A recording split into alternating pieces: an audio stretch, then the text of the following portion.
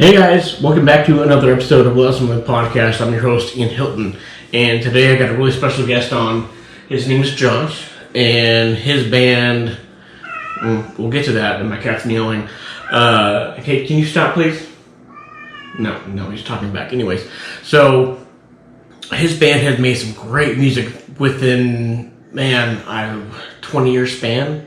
Sorry, Josh, if I mess that up, but they made some great music. My buddy introduced me to them back in 2008, and they were so good. Their album 2018 was probably my favorite one. But anyway, so on today's podcast, I have Josh from HOPESFALL.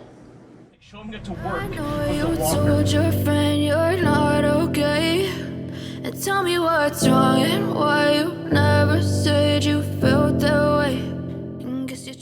Typically the guitar players will come to practice with ideas, and then we just throw out the ideas into the pot. Just like, look, I've got this riff, or I've got these two riffs, or I've got these two ideas and I don't know how to put them together. Right. And sometimes we just show up to practice with even less than that, it's just like you just start jamming. Yeah. But the process, once you get going, because it's like everybody's got to like it, but B, normally you'll start to play something and then you stumble across something accidentally, and that's always the thing that seems to be like the linchpin, like when everybody in the room looks at each other and is like, oh yeah, like that, do that again, right. Then you're on to something, and then you just chase that feeling or that energy, essentially. Right. And that can go a lot of different ways, and it's like sometimes that ends with like, oh, I had this riff from a long time ago, and you put it into a new thing and it works, and sometimes you just write entirely new things and you scrap everything that you showed up with that you thought was a great idea, so it's just the process is the same. It's got to be exciting in the room in the moment. Right. And if it's not, it gets scrapped. Right. And I'll tell people this, like, we'll spend 30 hours, 25 or 30 hours going over shit to get a minute worth of actual product at the end of the day. Like, it's just it's a laborious process, and it's not like that for all bands. It's like a lot of bands I know is like, oh yeah, Tim writes the riffs, you just put it all together, and is what it is. But this has been like an entirely collaborative effort from start to finish. So that's good. So is that with like kind of every album you guys, more of like a collaborative effort? Absolutely. That's good. Yeah. Okay. So, so with like, so you guys just bounce off ideas with each other, and that, like, once you guys are like, once you like create a riff, you're like, hey, this is what it is. I want this. Like, I want this riff with this drum track with like this bass riff, and like that's it. This is what we want. Like, it's all in agreements. It has to make it like the bouncing of ideas.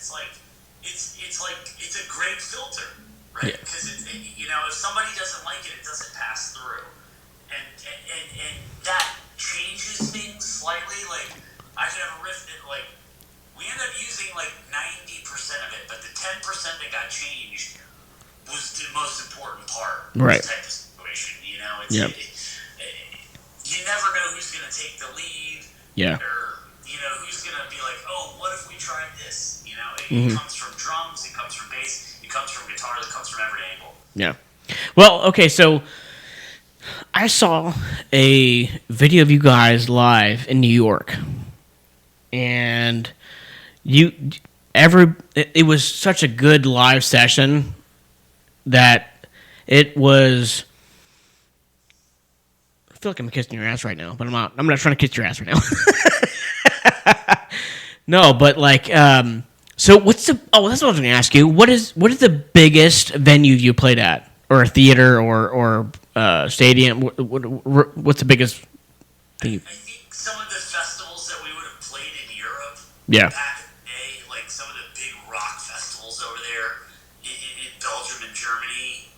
were some of the biggest ones. It's like we played on some of the same festivals that like the freaking Killers and Velvet Revolver and Keen and Coldplay and were on. Right. You know, we're playing in some tent. Now, granted, that tent could hold 10,000 people. Yeah. You know, it's not like the main thing, but those would have been the biggest shows that we played. Okay. Thousands and thousands of people. Now, how's that feel? Oh, it's super fun, man. Yeah. It's invigorating, but like, it really all comes down to if you can hear yourself playing, whether that's a giant stage or a tiny room, it's fun. Yeah. You can't hear yourself. You can't hear yourself playing, which happens more than you think. Whether a giant stage or a tiny room, it's an absolute fucking nightmare. Yeah, I'm sure. You know, so it really comes down to, and like it's like we weren't one of those bands that had like an in-ear rig and like we're traveling with, engineers. So it's like every time you get on stage, it sounds the exact same. That would be the dream. Oh wow! So you guys are training or producing with not producing, but you're traveling with people who are just at that venue. Right, we're just using the house guys. Like we might travel with a front of house engineer, but we don't have a monitor engineer. We don't have like an in-ear system. So Right. that's what it always comes back down to. Because people ask me, was the show fun? The show was fun if I could hear it and feel it. Right. And the show was not fun if I couldn't. Yeah. Yeah. Because you want to hear. It's almost like you want to hear like yourself, and then the crowd if they're singing along. I just want to hear the kick and the snare in myself. Really? Like, Okay. I just want to know I'm in time. Yeah. It's like I can create my own little rock and roll in my head. As long as I know I got the beat, then I'm satisfied. Yeah. It's like I don't have to hear a lick of anything else. Like I need to hear kick snare. I need to hear myself. Yeah. Yeah. Yep. Hell yeah. So I'm going to ask you something. One of my favorite albums, besides the one I just told you, is the one I got introduced to. Were you around when they did the Icarus? Yeah, I'm the only member that's been on everything. Okay, awesome. Heck yeah. Yeah. Yeah. So I'm the only one that's on every single thing. Yeah. I was there for the whole thing. Yeah. Okay. So with that album, was okay? So was the first one was that one, and then so with that album, the writing process with the ones that song was I love that song. So I love that song too, man. The Ones is one of my favorite songs. yes. Yeah. So what was the writing process with that song? That song came together in 4 hours the night before we had to finish tracking drums for that record. Really? The producer came in, we showed up to the studio with 8 songs. We needed a 10-song record. And at night, after we tracked all day, we would write. And we were there for a week tracking drums. And the producer was like, you have to finish drums tomorrow. You have to have 2 other songs by tomorrow. So hold on. I'm sorry, I didn't mean to cut you off, but why did it take so long for the drums? Say that again? So why did it take so long for the drums? The drums. Oh, no. It didn't take that long. It was only like a couple days to track the drums. Oh, gotcha. But like, we had a short break off of tour. We didn't have enough time. We were unprepared going to the studio. We had a member change. The drummer, actually. Oh, of course. Which is a crucial fucking member. Yeah. And we just, we were fumbling over ourselves, and we got put in this high pressure situation where we had to write 2 songs in one night, which is highly unusual for us. And then we did. And Okay. one of those songs was The Ones. Really? So is it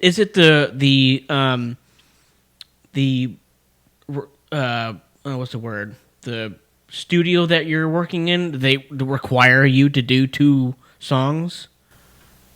No, it was. No, it was to fulfill the contract with the record label. That's what I was saying. The Yep. record label had to be 10 songs. Okay. The record had to be 10 songs. Okay. So you would do what, 2 songs a week, or what was the process with that? We had a couple months to try to write 10 songs. Okay. And just again, like I was telling you about our process, it's just kind of laborious. It's going to take longer than a couple months to write 10 songs. I'm sure. Just because it's like we weren't at the time where it was like, it's not like we could go to a house and spend 8 to 10 hours a day writing. We all had like, bullshit jobs and Right. shitty schedules that had to all line up to make it all work. Yeah, I'm sure. We could only get together for 10 to 15 hours a week. Right. Considering you're trying to coordinate 5 people, and so we just didn't have time. But you know what's? I'm sorry. Go ahead. No, you go ahead.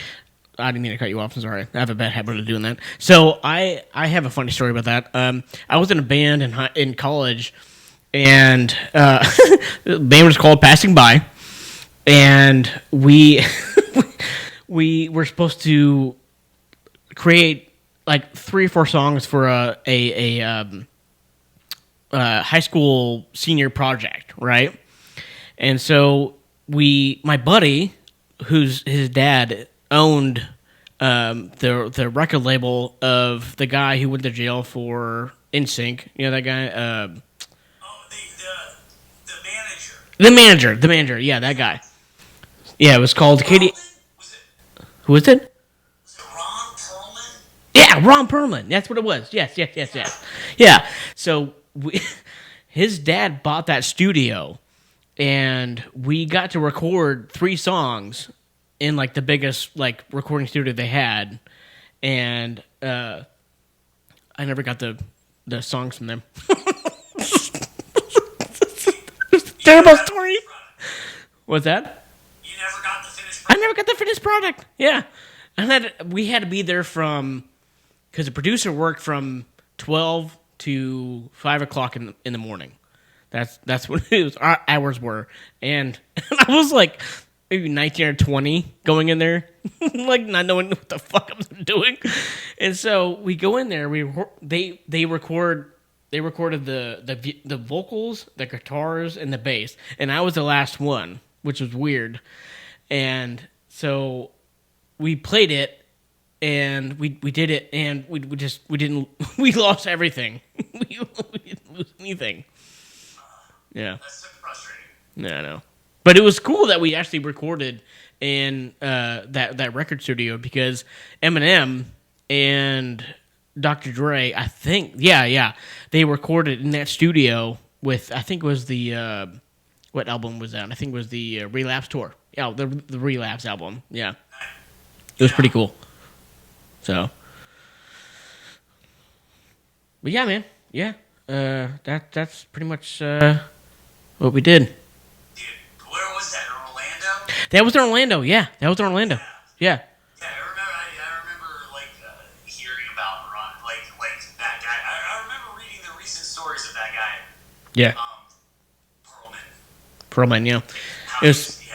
It was funny watching him coming out of the little cop car or the cop van. He was like fat as shit with his wings out like this. He made a lot of money off those guys. Yeah, he did. He sure did.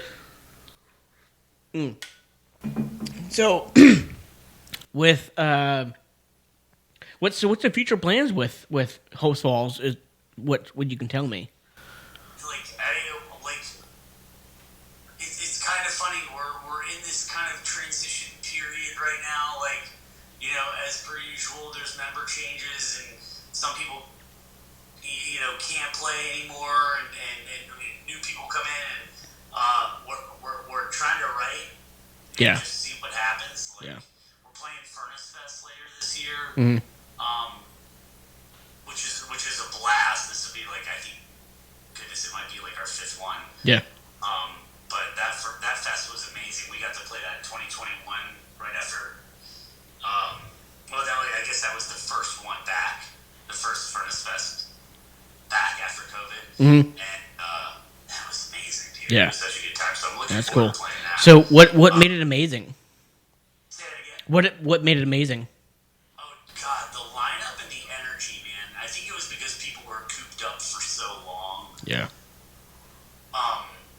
That it was just like a big release, but it was huge energy. Everybody that was there was like, this is one of the coolest experiences. I mean, I watched bands for like 10 hours a day, 3 days in a row, and I was just on cloud 9 about the whole thing. Yeah. It was great. It was just such a good fest. No, I agree with you. I think ever since COVID, like, has kind of like died down a little bit, people going back to like concerts have been 100% like, thank God we're here. Like, you know, that's a big thing. Yeah. And interacting with people too. It's a big thing. Back out in the world, man. Yeah. Hopefully we don't take it for granted as much. Yeah, exactly. Yeah. So, hey, did you ever think you were going to be a musician? No. And it's funny. It's like, I don't even really consider myself, like, consider a musician like somebody that plays in an orchestra or, like, has, like, a lot of talent, can play multiple instruments or multiple styles of music. It's like, I still just look at myself, even though I'm, like, 43 years old now, it's just like, a kid that picked up a guitar. It's like, I kind of want to make some noise. And I'm not even that great at the instrument. Like, and I can't do anything but what we do in HOPESFALL. Like, I'm not a gifted player. I would disagree. Well, yeah, it's like, I appreciate that. Maybe that sounds weird, you know, coming from somebody you're like, oh, I love these records. But it's like, it's also, if I'm honest with myself, I would never get up and just, like, pick up a guitar at a party or, like, with, you know, like, a bunch of friends, you're like, let's play some songs and this and that and the other. Yeah. It's like, I just sit at home by myself Yeah. and write riffs Yeah. and play the very select few group of people that I know for a fucking fact have Right. the same kind of, like, musical background and same ideas in their heart. And, that's it. So your confidence. The only people I play with and the only time I do it, you know? Right. So is your confidence only on stage? Yeah, like, confident, like, it's fun. I'm completely comfortable on stage. Yeah. Completely comfortable doing what I'm doing with my friends on stage. Yeah. You know? Yeah.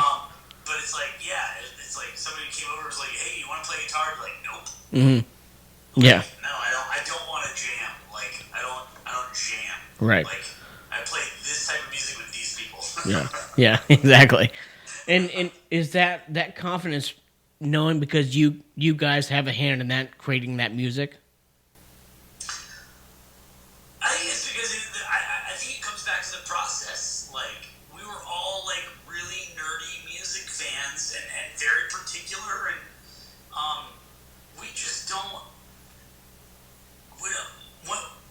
When it comes up, the people in the room that are making the music, we don't settle and we argue like crazy about it. Yeah. And it's like that kind of refining process makes me confident about the thing that comes out the other end of that. Mm-hmm. Like, if it made it through all of us, then I feel confident about it.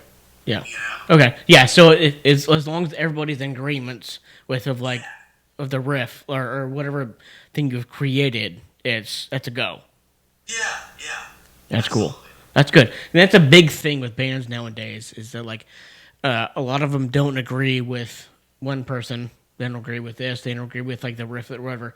But with you, when your band in HOPESFALL, which I fucking love that band. I'm sorry, but being a little fan dude right now, is that you can, if you can agree on a riff and everything else that comes with it, that's a big deal.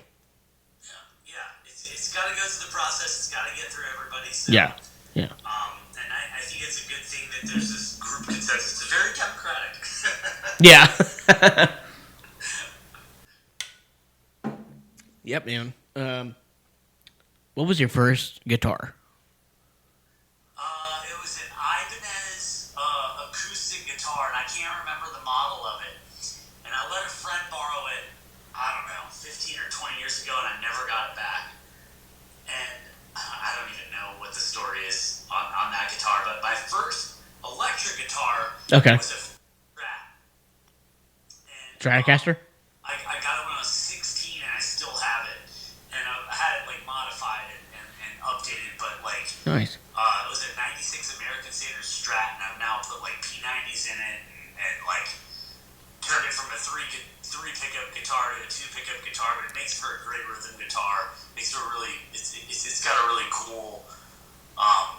I use it for tracking a lot of rhythm guitar. Okay. Yeah. So when you talk about rhythm, what do you mean to people who don't know like guitar stuff? Like, what do you mean by rhythm? Like more of the riffy stuff. I don't play a ton of the lead. I do play some lead, but like I'm more attracted to the coming up with the rhythm, the rhythm basic section. Yeah. The rhythm section. Yeah. Yeah. Yeah. And yeah, dude. Hey, what are we at right now? Let's see. I don't want to take up too much of your time here. Oh, you're fine. Oh, we're only 27 minutes. Yeah, my wife's out of the house. I've got nothing to do. Okay. I've got my beer. I'm excited. Gotcha. Yeah, I got my vodka and cranberry right there. Lovely. Yeah, dude. So, what got you into? I think I already asked you this. If you repeated this, you can tell me this again. Like, what got you into? What? Here, I'm going to ask you this. So, what made you stay in the band? That's a good question. Through all of the change that went on, I just wasn't done with it. I don't think. Yeah. I still thought I still have more to say, or I still have like something creatively to offer, and I poured all my energy into this, and I'm not ready to call it quits yet. Right. It became like a big part of my identity. I didn't know what I was outside of the band. Right. Yeah. That was who I was. It was what I did. Mm-hmm. Yeah, and when it was over, when I was around like 27 years old, it was like I had to reinvent myself entirely. It's like I'm no longer this guy in the band. It's like I liken it to saying like being dishonorably discharged from the military. Okay. Like, you're part of this special team. Yeah. And then the next day you're a civilian. Right. Yeah. Okay. Yeah. And that's what it was like. But I think that I had that creative itch, and it wouldn't go away. I think that's what I could say about it. Okay. But I kept going. Yeah. So that's the thing too, is like with creating music, you want to always like keep going. You don't want to stop. It was always one of those things that like if you got cut with a band, not saying you did because you didn't, but like if you cut with a band, you're like, what am I supposed to do now? It's like I put my heart and soul. This, like you said, I put my heart and soul into this. So what's next? This is the only thing I know. Yeah. Yeah. I can relate to that. I lived that experience. Yeah. Oh yeah. Yeah. And but it's funny how it came back around. Like we all like had enough, Mm-hmm. and then we all realized it's like, we should write songs. Yeah. Yeah. This will be fun. So we had that 11-year gap between albums. But Yeah. Okay, so I want to ask you a question about a certain song that I like off of, was it Magnolia? Hold on. Magnetic North. Okay, Swamp Kittens. Yeah. So tell me about the writing process by that song. So that was just it was a riff-based song. And we wrote that back in like 2006, 2007. Mm-hmm. And it's like, I don't remember what order that song was written in. It was when we were in the heavy part of our writing. Uh-huh. But I do remember that one like flowed pretty easily. Like we came up with it. We were able to finish it within a couple of weeks. Oh, I'm sure it did. It flowed for sure. And yeah, and I have no idea why it's titled Swamp Kittens. That's something to change. It's funny, dude. Swamp Kittens was hilarious. I have no idea what it means. Yeah, as soon as that, yeah.